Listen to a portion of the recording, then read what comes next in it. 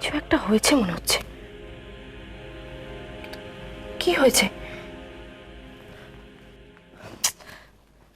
এদিকে অখিল এখন অব্দি এসে পৌঁছচ্ছে না।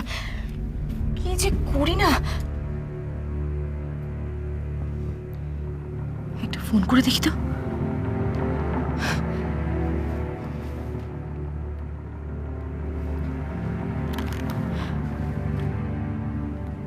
হ্যাঁ, কোথায় তুমি? আরে তাড়াতাড়ি বাড়ি এসো। এদিকে রিন্টু তো বাড়ি ফিরে এসেছে। কি বলছো? তাই নাকি? ছেলেকে ঝিলিক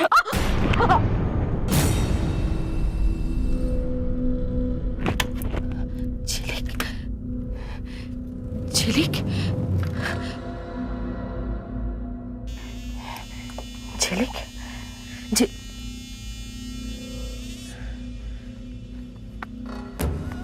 রিন্টু রিন্টু ঝিলিক কোথায় রে? ও আসেনি মা, ও আর কোনোদিনও আসবে না। কেন আসবে না? আমার উপর রাগ করেছে? আমি ওকে তোমার কাছে আর আসতে দেবো না, তাই।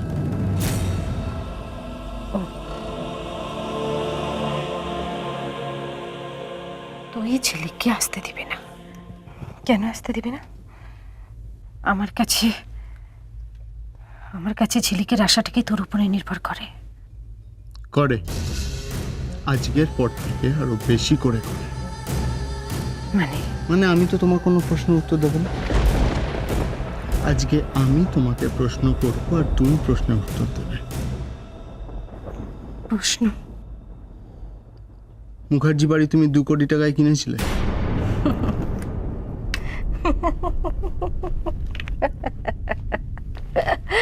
তুমি হাসছো। তুই আমায় প্রশ্ন করছিস না রিন্টু, কৈফিয়ত চাইছিস। হ্যাঁ চাইছি, হ্যাঁ চাইছি, কৈফিয়তই চাইছি। এবার বল।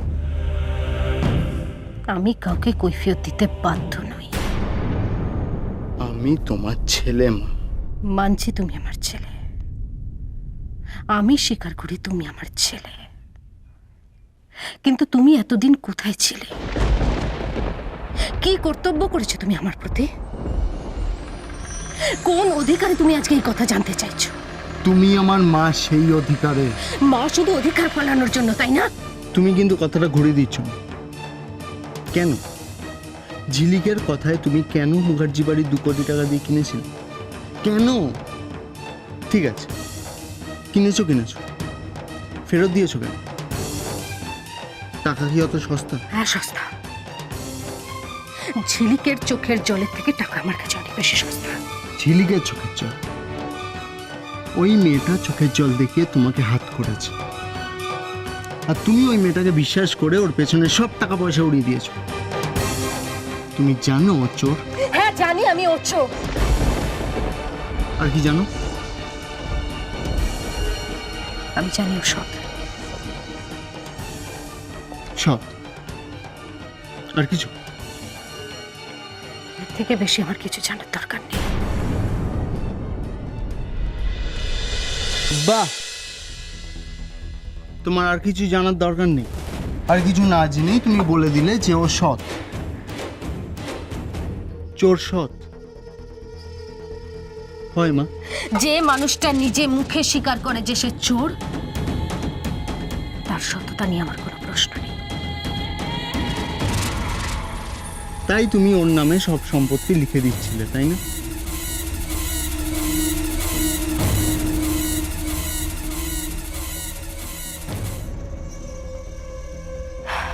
তুই উকিলের কাছে গিয়েছিলি, তাই না? হ্যাঁ গিয়েছিলে। আর না গেলে তো বুঝতেই পারতাম না যে তুমি এত বোকা আর ও এত বড় শেয়ানা। বুঝে গেছিস তো আমি বোকা। আমি বোকাই, আর আমি সারা জীবন বোকামিই করব। না, তুমি ঝিলিকের নামে সম্পত্তি লিখে দিতে পারবে না। ঝিলিকের উপর তোর এত রাগ কেন রে রিন্টু? হ্যাঁ, তুই কোথায় ছিলিস যখন তোর মায়ের বাঁচার ইচ্ছেটাই চলে গিয়েছিল? তোর মা যখন ঘরের মধ্যে পড়ে পড়ে দিনরাত কাঁদতো, তুই কোথায় ছিলি? তখন তোর মাকে কে দেখেছে? ঝিলিক দেখেছে। তোর মায়ের যখন অসুখ করতো দিনের পর দিন কে সেবা করেছে? ঝিলিক করেছে। আজকে যে আমি তোর সামনে বেঁচে আছি, এখনো পর্যন্ত দাঁড়িয়ে আছি কার জন্য জানিস? ঝিলিকের জন্য। কেন বেঁচে আছি জানিস? আমি ঝিলিকের মুখে একবার মা ডাক শুনবো বলে বেঁচে আছি। মা, তুমি সত্যি চোখে দেখতে পাও না। আর তাই তোমার চোখে এখনো সত্যিটা পড়ে।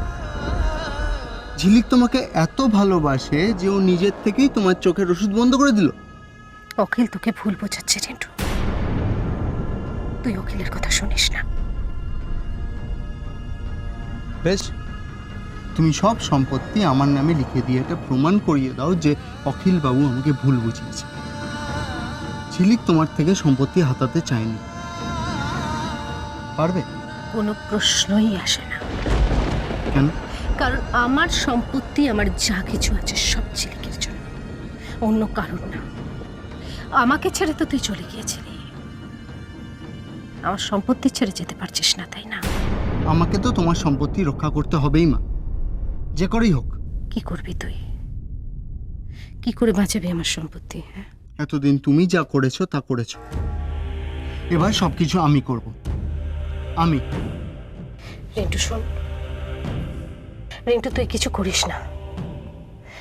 রিন্টু,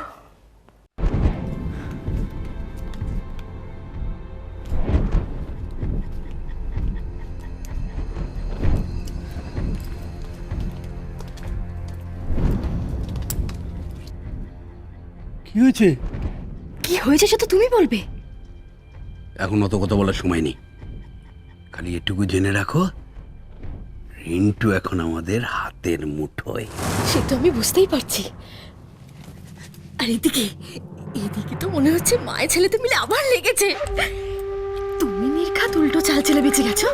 শুধু বেঁচে গেছি তাই নয়, ঝিলিকের একেবারে দফা রফা হয়ে গেছে। এক ঢিলে দুই পাখি। কিন্তু ঢিলটা মারলো কে? ফুলকি। ফুলকি? মানে ওই মুখার্জি বাড়িতে যে মেয়েটা থাকে। রানী, আমরা এই ফুলকিকে ভালো করে চিনিও না, জানিও না। অন্তত রিন্টু সেটাই জানে। কি বলবো রানী, মেয়েটার পুরো গাঁটে গাঁটে বুদ্ধি। হ্যাঁ, ওকে যদি হাতে রাখতে পারি না, আমাদেরই লাভ। এত হেয়ালি করছো কেন বলো তো? কি হয়েছে বলো না। বললাম তো, এখন কিছু বলার সময় নেই। রিন্টু যে কোনো মুহূর্তে এসে পড়বে। রিন্টু এলে বুদ্ধিটা তো আমাকে দিতে হবে, তাই না? যতই হোক মামা বলে কথা। আরে এডি এসে গেছে। এডি, চলো উকিলের কাছে যেতে হবে তো। উকিলের কাছে আবার কেন যেতে হবে? আরে বাবা, উকিলের কাছে না গেলে সমস্ত সম্পত্তি এডির নামে হবে কি করে?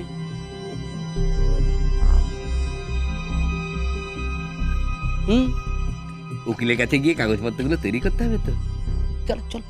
না অখিল বাবু, পেপার তৈরি করার কোনো দরকার নেই। কারণ পেপার তৈরি করলে মা সেটা সাইন করবে না।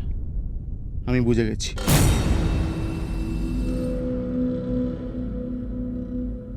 আর মায়ের সম্পত্তি আমাকে রক্ষা করতেই হবে,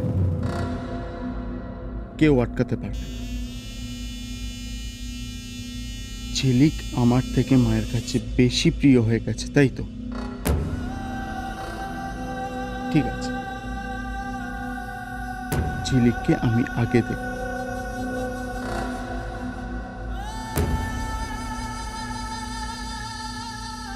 রিন্টু তুই ঝিলিকের ক্ষতি করিস না। রিন্টু আমার কথাটা শোন। রিন্টু, রিন্টু, রিন্টু তুই আমার কথাটা শোন। রিন্টু, অখিল, অখিল, রানী, তোমরা রিন্টুকে আটকাও। রিন্টু তুই ঝিলিকের কোনো ক্ষতি করিস না। অখিল বাবু, মুখার্জি বাড়ি কোন থানার আন্ডারে পড়ে আমাকে বলতে পারবেন?